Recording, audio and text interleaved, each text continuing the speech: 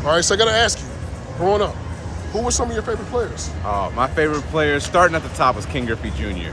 Partly because he had his own video game, so he could play as himself. Like, that's just cool. He had shoes, wore his hat backwards. He's the reason why I swung a black baseball bat, because of him. And I was left-handed like him, so he was one. Ozzie Smith, Frank Thomas, let's see, some other ones. Lee Smith, Wow. Eric Davis, you know, those are just a few of them that just really jump out, but the list could keep going and going and going. So I got to ask you, you talked about this video game thing, so MLB The Show. To be on a video game and see yourself, I mean, probably growing up, you were like, man, I would dream to be on one of those, but to see yourself on a video game, how does that feel for you? So the first time I got a chance to do it, I was in the old Metrodome in Minnesota. They had the game consoles on the field, like you and I are standing right here. And right before the game, they said, hey, you want to play? I said, of course I want to play. So I got on there real quick, did a little home run derby. I was a little mad they didn't give me my number, my rating as high as I wanted to. But I was in the game. I could play as myself. And that was so cool to have had that accomplishment, something I never thought about even thinking about, but it actually ended up coming true. It was really cool. I love it, I love it. So if you did the Mount Rushmore for outfielders, put 4 on the mountaintop, who would be your 4? This is all time? All time. All right. You can do today, all time, mix it all together. So starting, number 1 is going to be Ricky Henderson. Oh, yes. 2 is going to be Griffey. Okay, like that. 3, I'm going to put... I didn't see him play, but when I look at his numbers and realize he missed 2 years because of the military, Willie Mays. Oh, of course. Got to put him on 660 home runs and missed 2 years. So I got 3, and then 4. Oh, I forget this one. You got to slap me in the face with Bonds. Number 25. I was going to let you slide. Yeah, Bonds. I forgot that one. You know, back-to-back MVPs, and oh yeah, that's all the my numbers 4. are crazy. Those are my 4 I'm putting on there. I love it. I love it. So Jackie Robinson Day, man, it means a lot. And of course, you're part of the Players Alliance, and always doing great things within the community.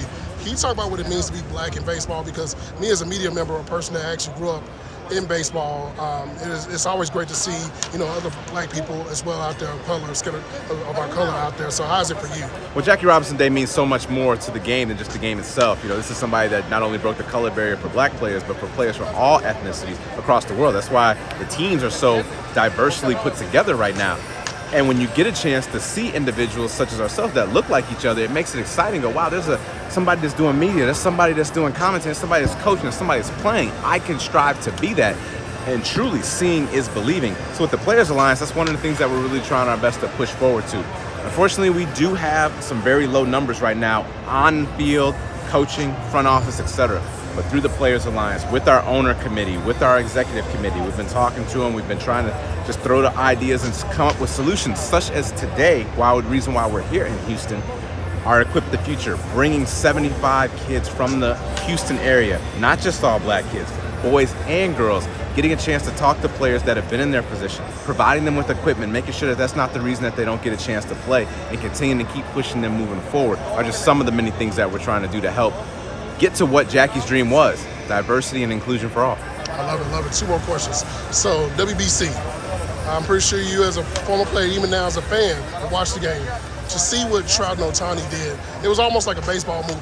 And a lot of people say that was the moment that I think the world got a chance to see baseball at its pinnacle. How did you feel about that WBC moment, man, with those 2? It was exciting, and it was full of energy and intensity and anticipation. It was what you were hoping to see have happen. And now you got to build from it.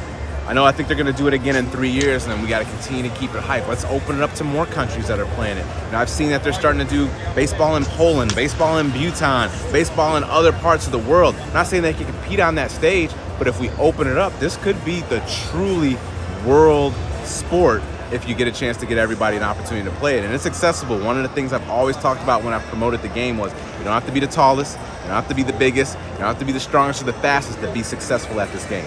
I love it, love it. This is a 2-part question. So let's say we had a song called Curtis Granderson. We can have any artist that allowed to do your welcome song. Ah, yes. And it's named after you.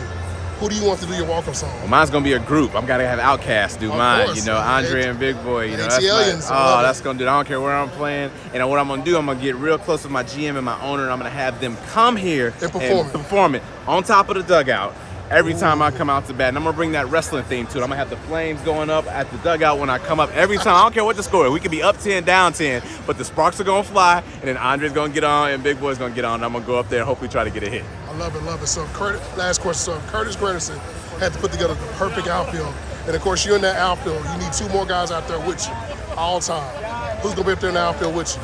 Wow, we going defensively primarily? Oh, just everything, man. Like, they got to be a hit, too. They got to be it? Wow. So, you know, I was fortunate to get a chance to play with some really good ones. Yeah. I loved having Ichiro out there, but I caught him late.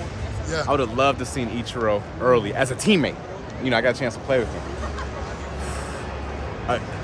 This is how crazy this individual was.